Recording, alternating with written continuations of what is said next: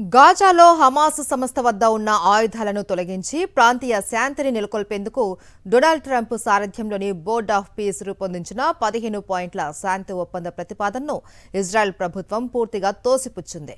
Hamas వద్ద ఉన్న చిన్న పెద్ద ఆయుధాలన్నింటినీ పూర్తిగా తొలగించే వరకు ఇజ్రాయెల్ బలగాలు గాజా నుంచి ఒక్క అడుగు కూడా వెనక్కి తగ్గవు అని నెతన్యాహు తేల్చి చెప్పారు. ఈ ఏడాది అక్టోబర్ 27న ఇజ్రాయెల్ ఎన్నికలు రాబోతున్న తరుణంలో ట్రంప్ ప్రతిపాదనను తిరస్కరించడం రెండు దేశాల సంబంధాలలో సంచలనంగా మారింది.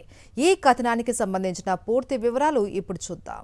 అమెరికా అధ్యక్షుడు డొనాల్డ్ ట్రంప్ ప్రతిపాదించిన ఈ 15 పాయింట్ల ప్రణాళిక ప్రకారం హమాస్ తన వద్ద ఉన్న ఆయుధాలను దశల వారీగా గాజాలోని ఒక నూతన పౌర యంత్రాంగానికి అప్పగించాల్సి ఉంటుంది. ప్రతిఫలంగా గత అక్టోబర్ కాల్పుల విరమణ ఒప్పందం నాటి నుండి ఇజ్రాయెల్ ఆధీనంలో ఉన్న గాజా భూభాగం నుండి ఇజ్రాయెల్ సైన్యం క్రమంగా వైదొలగాలి.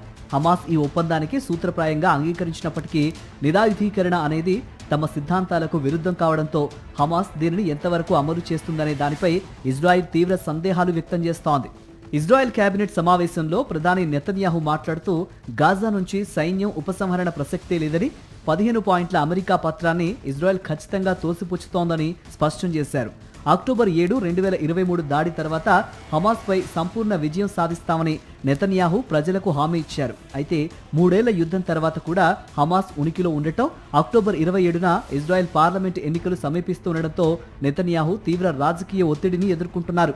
గత జూలై చివరిలో ట్రంప్ ఈ ఒప్పందాన్ని ప్రకటించినప్పుడు ఇజ్రాయెల్ ప్రధాని కార్యాలయం ఇది తమ ప్రాధాన్యతలను ప్రతిబింబించడం లేదని వ్యాఖ్యానించినప్పటికీ నేరుగా నిరాకరించలేదు. కానీ రాయబారి నికోలే మ్లాడినోవ్ ఇజ్రాయెల్తో జరిపిన దౌత్య చర్చలు, గాజాలో ఇజ్రాయెల్ జరిపిన వైమానిక దాడుల్ని విమర్శించడం ఇరు దేశాల మధ్య విభేదాలను తీవ్రం చేశాయి. ఇరాన్తో యుద్ధం ప్రారంభించడంలో ట్రంప్తో చేతులు కలిపిన నెతన్యాహు ఇప్పుడు యుద్ధం ముగింపు, గాజా భవిష్యత్తు విషయాల్లో వైట్ హౌస్తో తీవ్రంగా విభేదిస్తున్నారు. గాజాలో ఇప్పటి వరకు 1000 మందికి పైగా పౌరులు మరణించడంపై అంతర్జాతీయంగా ఒత్తిడి పెరుగుతున్న వేళ ఇజ్రాయెల్ ఈ శాంతి ప్రణాళికలను తిరస్కరించడం మధ్యప్రాచ్యంలో దౌత్య ప్రయత్నాలకు కోలుకోలేని దెబ్బగా మారనుంది. మరిన్ని అప్డేట్స్ కోసం ఛానల్ ను సబ్స్క్రైబ్ చేయండి. నోటిఫికేషన్స్ కోసం బెల్ ఐకాన్ పై క్లిక్ చేయండి.